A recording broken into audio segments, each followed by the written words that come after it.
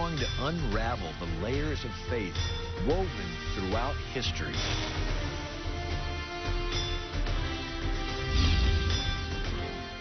Welcome to Faith in History. Muhammad died in 632 AD, and within 100 years of his death, Muslims were attacking near Paris. It's a fascinating story of how this faith spread, and you won't want to miss it today. Today's question of the day, which will be answered at the end of the program, is how many people in the United States believe in God? Again, how many people in the United States believe in God? Muhammad transitioned from a religious leader to a political leader to a military leader. And he went on 45 different battles between 622 and when he died in 632. That averages about one engagement every 6 weeks. Well, he led 27 of those battles, and he even used the catapult when he would attack cities, like the city of Al-Taif.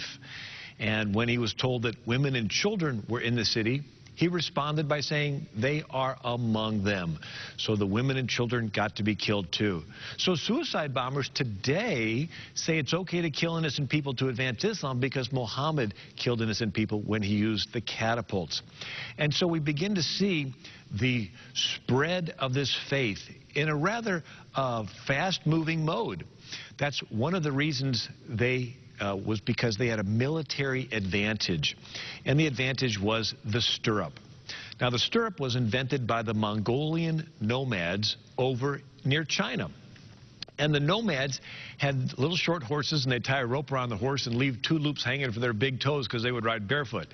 Anyway, this invention made its way down to China by the 5th century AD, and the Chinese made the loops big enough for your whole foot.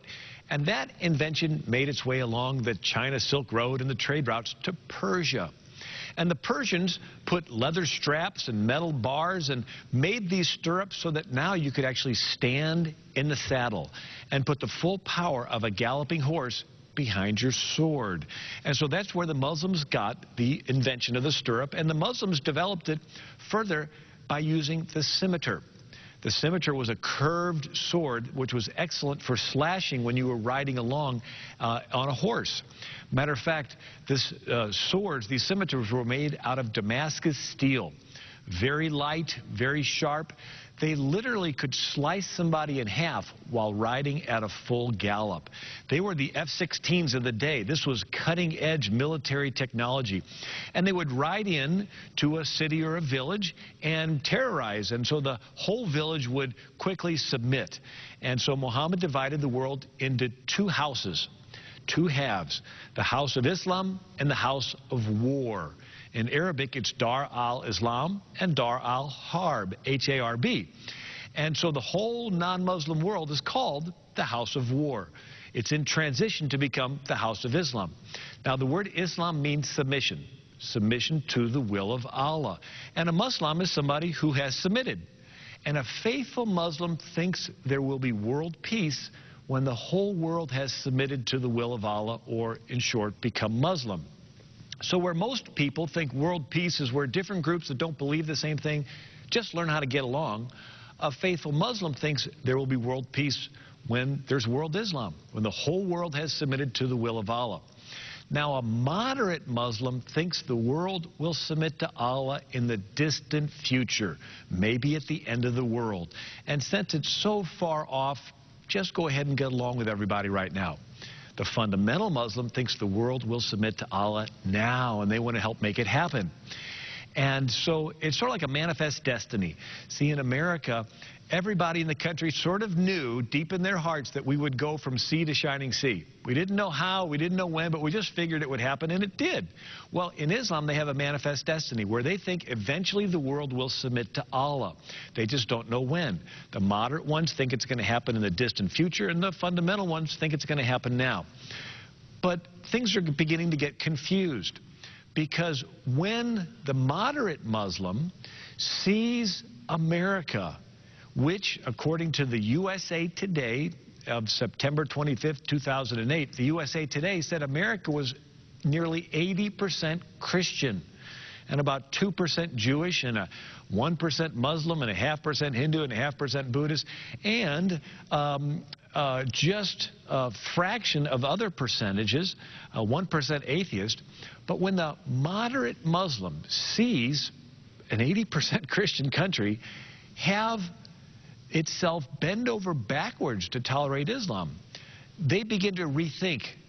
In other words, when they see Nancy Pelosi, who's the highest member of the U.S. Congress, and they see her go over to Syria and put on the Muslim veil, the hijab, when the moderate Muslim sees that there is a very popular presidential candidate named Hussein, and Hussein was the first blood descendant of Muhammad. He was the son of Ali, and Ali was the founder of the Shiites. Just a little explanation here. The Sunnis come from Muhammad's father-in-law, Abu Bakr. Abu Bakr was the father of Aisha. Aisha was Muhammad's favorite wife. She was 6 years old when they wed, 9 years old when they consummated it, and Aisha was his favorite wife. When some of the other wives felt like they were overweight and didn't want to go into the bedroom, Muhammad had a different night with each wife, they would send in Aisha. So Aisha's father is Abu Bakr, and he's the founder of the Sunnis. 90% of Muslims are Sunnis. 10% of Muslims are Shiites, or Shi'ali, which is the party of Ali. And so Ali was the nephew and son-in-law of Muhammad. And so 10% of Muslims are Shiite, and they mostly live in Iran. And so the Sunni-Shia conflict has been a disagreement between the followers of the father-in-law and the son-in-law from the very beginning. Anyway, as we look through the trend, as we look through the spread of Islam and the role that fighting took place in it, so Muhammad divided the world into these two halves, the House of Islam and the House of War. And when the moderate Muslim sees the United States have a popular presidential candidate named after Ali's son or Muhammad's grandson, Hussein, when the moderate Muslim sees that our president, and I sort of understand why he's doing it, but I'm not sure he's getting the right advice. But he's the first president to mention the Quran in an inaugural address, first president to take off his shoes and visit a mosque, first president to invite 50 Muslims to the White House to bow their heads toward Mecca to celebrate Ramadan, the first president to have an Islamic postage stamp issued during his administration, the first president to have a Muslim be the U.S. ambassador to the United Nations, Zalmay Khalilzad. He took John Bolton's place. And he's the first president to actually force Israel to give up some of their land, with Condoleezza Rice and giving up the Gaza Strip, and also trying to pressure them to give up sole sovereignty of Jerusalem. So the question is, what's the moderate Muslim to think when they see this 80% Christian, if you add the 2%, 80%, 82% Judeo-Christian country, doing all this stuff to help advance Islam? The moderate Muslim begins to change and say, wait a second, maybe the world is going to submit to Allah, not in the distant future. Maybe it's happening right before my eyes. And so they transition from being the moderate future Muslims to the fundamental now Muslims, which is the violent one. So in other words, the more the West bends over backwards, thinking that if they can just be a little more tolerant of Islam, they'll reciprocate and become nice, they see the West bending over backwards and they think submission. They think that the world is submitting to Allah, not in the future, it's happening now, and they get very excited. A good analogy is, for centuries, Christians and Jews taught that the verses in the Old Testament about Israel being regathered together again, it was taught those were figurative, or maybe they'd happen at the end of the world. And then, lo and behold, in 1948, it happened, and there's Israel. And what happened in Jewish and Christian circles? A tremendous amount of enthusiasm that maybe these Old Testament verses are coming true. That's the excitement that's being felt in Islam right now whenever they see Harvard shut down its gymnasium so they can have Sharia gym practice, or when Detroit installs Muslim foot baths in their airports, or when New York has a Muslim school paid for at taxpayer expense. In other words, they're getting very excited, sort of like a sports team. if your city's sports team is losing season after season, you still are one of their fans, but you're not a very excited fan. You're a passive fan. But if your team begins to win, and they win game after game, and they're winning the sectionals and the districts, and they're heading toward the playoffs, you transition to become an enthusiastic fan. You buy the tickets to the game. You put the jersey on out in public. You're not ashamed of them anymore.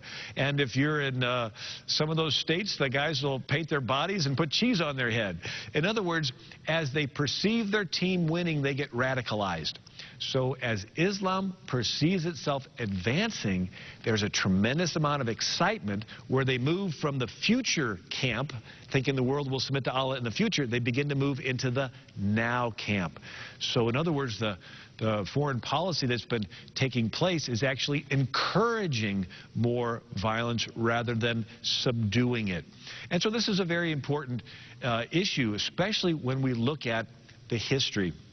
So Muhammad fought in these battles, and then his followers fought in the battles. One of the comparisons that people find interesting is to compare Jesus and Muhammad. Jesus never killed anybody. Muhammad killed an estimated 3,000 people, including cutting off the heads of 700 Jews in Medina. Jesus never led armies. Muhammad led armies. Jesus never owned slaves. Muhammad got a fifth of the slaves taken in battle. Jesus never married. Muhammad had anywhere from 11 to 22 wives. There's a verse in the Quran that says, Allah has given you the slave girls for your booty. Another verse said, married women are forbidden unto you except those taken in battle. So you can have 4 wives, but you can have as many concubines as you can afford or take in battle. And so when you see the differences there, now, if you point that out to a faithful Muslim, they won't deny it. They'll just say David was a prophet, yet he killed people, led armies, owned slaves, and had lots of wives. And of course, my response is, yeah, but Jesus didn't. And besides, look at it a little bit closer. The Jews just wanted their little plot of geography, Israel. There's no command for the Jews to subdue the world to Yahweh. And if you look a little closer, the Jewish law is an eye for an eye, a tooth for a tooth. In other words, the punishment fits the crime. This has been the standard of common law in Western civilization. But Islamic law says to cut off the hand of a thief. In other words, the punishment is a whole lot more than the crime. In Jewish law, if you rape a woman, you have to marry her. But in Islamic law, if you rape a woman, she gets whipped 100 times because she was a tool of Satan to tempt you. And she must have dressed provocatively, and so therefore she's guilty of tempting you, and she gets whipped 100 times. And so there's not the same basic fundamental backgrounds between the Jewish law and the Islamic law. But if you look at it a little bit further, Jesus taught that God was our Father. Muhammad said it's blasphemy to call Allah your Father. Jesus taught that we're all God's children. Muhammad said Allah took no wife and has no children, has no child. Jesus taught that we're to have a personal relationship with God. Well, Muhammad said it's blasphemy to even want to have a personal relationship with Allah because he is transcendent and unknowable. Jesus never forced anybody to believe in him. There was one story where he said something difficult and many disciples walked with him no more, and he turned to the apostles and he said, will you guys go too? And Peter said, well, Lord, where else can we go? You're the only one with the words of eternal life. But Jesus was willing to let them go. Muhammad said in Hadith al-Bukhari, volume 9, whoever changes his Islamic religion, kill him. So you're free to become a Muslim, but you're not free to leave. But Jesus was willing to let him go. So we can begin to see some differences. Jesus taught to forgive trespasses. That's what we say in the Our Father. Forgive us our trespasses as we forgive those who trespass against us. Muhammad taught to avenge trespasses. When he finally conquered Mecca in 630 A.D., he went in there and he only ordered 10 people to be murdered. One of them was a man named Ibn Khattal, who had 2 slave girls that he had them recite poems making fun of Muhammad. And Muhammad ordered the 2 slave girls to be murdered too. So here it was to avenge. When your honor is trespassed against, you avenge it to maintain your honor. That's why today there are things called honor killings, where if a man's daughter embarrasses the family by dating a non-Muslim, the family will kill their own daughter in order to gain the honor back. So we begin to see there's quite a difference in these worldviews. And since one is becoming more aggressive, it behooves us to study and see this comparison, which we'll do in a little bit. Hold on.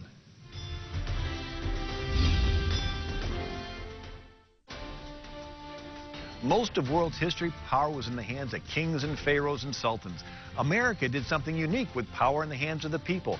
But are we moving back in the direction of a king?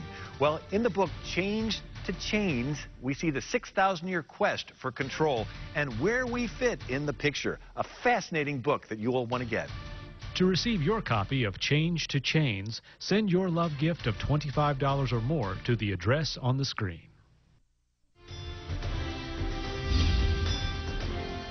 The Time Life Company has the Great Ages of Man series of books, and here's one on early Islam. There's a picture in there of artwork of an African being sold as a slave. Matter of fact, slavery was one of the chief ways that Islam was financed.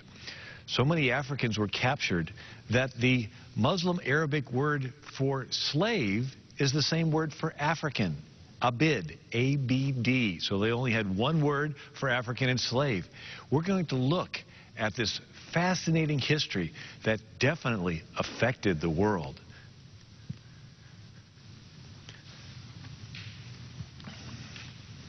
America fought a terrible civil war to end slavery. It was Abraham Lincoln that issued the Emancipation Proclamation. He was the first Republican president in the 1856 Republican platform. It said it was to eliminate the twin relics of barbarism, slavery and polygamy. Well, it just so happens that Islam allows polygamy and slavery. Where we ended slavery in America in 1865, slavery continued in Saudi Arabia until the 1960s, and in Yemen in the 1980s. And indeed, the human rights organizations show that slavery still continues in Niger and in Mauritania and several African countries. Well, if you look at history, over 180 million Africans were taken captive by the Muslims and taken throughout the Ottoman Empire. Slavery, when you do conquest to get areas, you will get booty, but you also get captives, and those captives are sold into slavery.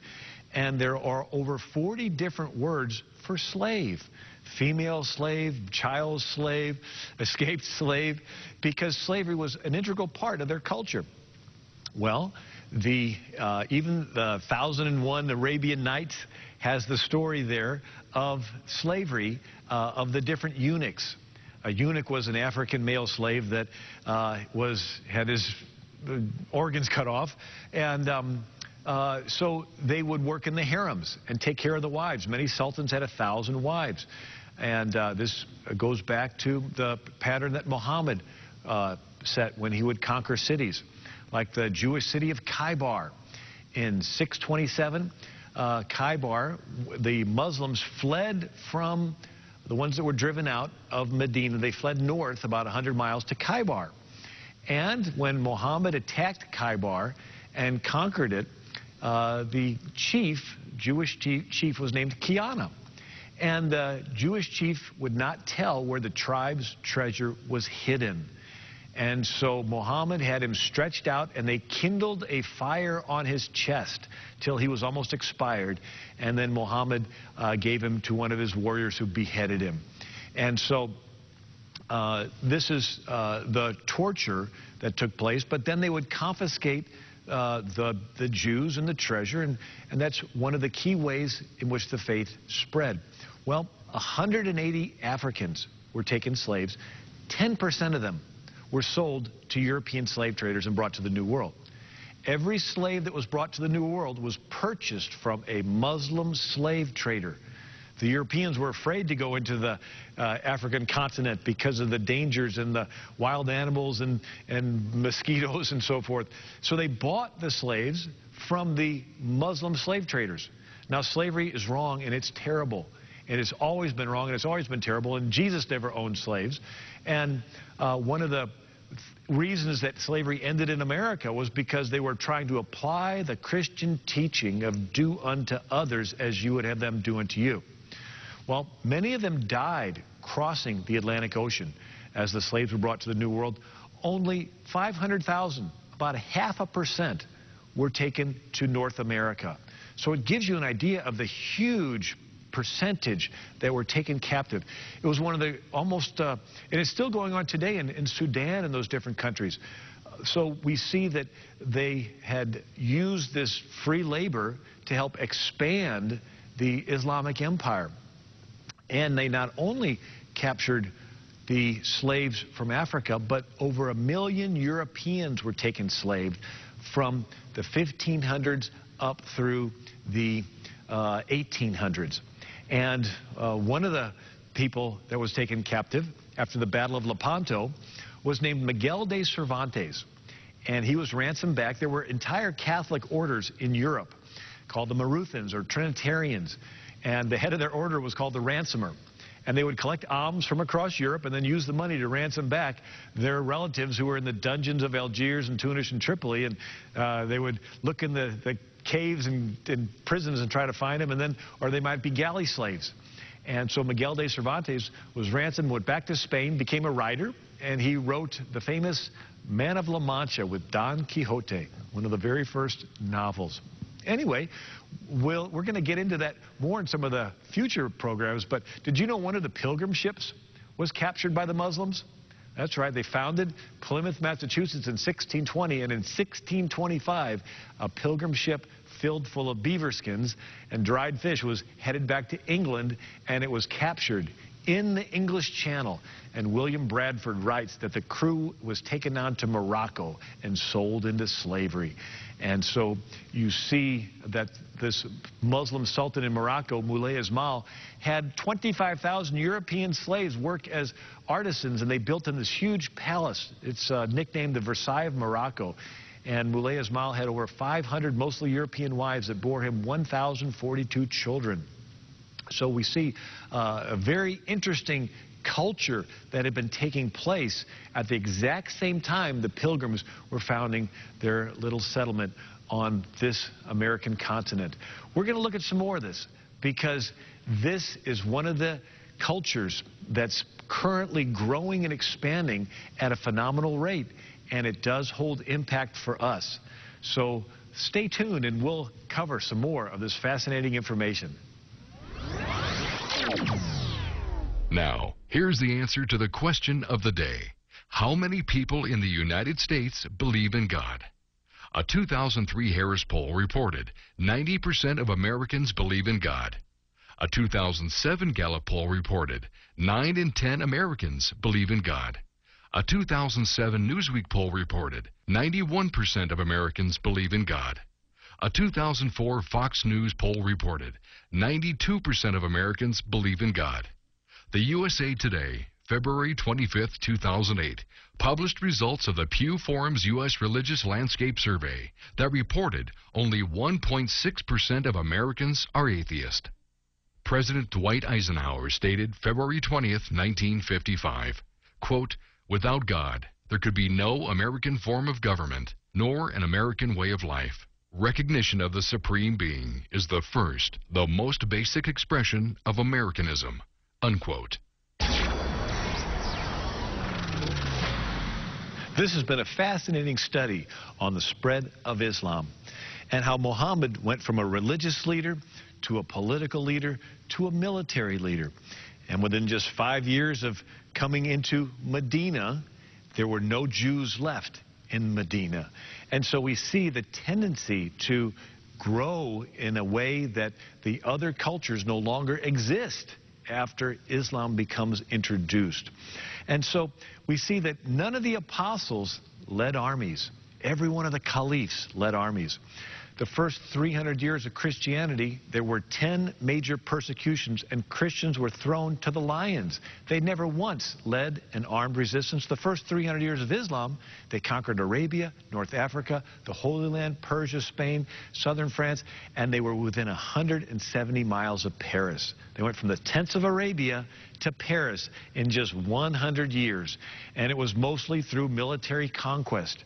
The Quran wasn't even written down for most of that time, and nobody in Europe even spoke Arabic. And so it was all through a way of spreading their faith, using the scimitar sword and the stirrup.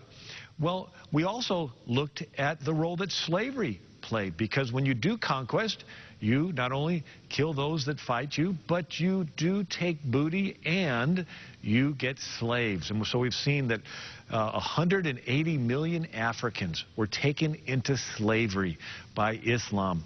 And only 10% of them were sold to European slave traders and brought to the New World. The ones that were there in Africa died crossing the Sahara Desert or had been mutilated, became eunuchs, worked in harems. Just a very sad struggle in existence. But we see that as it grows, civilization begins to spread in other directions and eventually spread to Western Europe, and then from there spread to America. We're going to continue to look at this study. Why? Because it has application for us today. And why is the Lord allowing this to happen? Well, maybe to bring us to repentance. We'll talk about that a little bit more. Thank you for joining me. This has been a TCT Network exclusive production. If you would like to see more exclusive special programs, send your support to TCT, P.O. Box 1010, Marion, Illinois, 62959.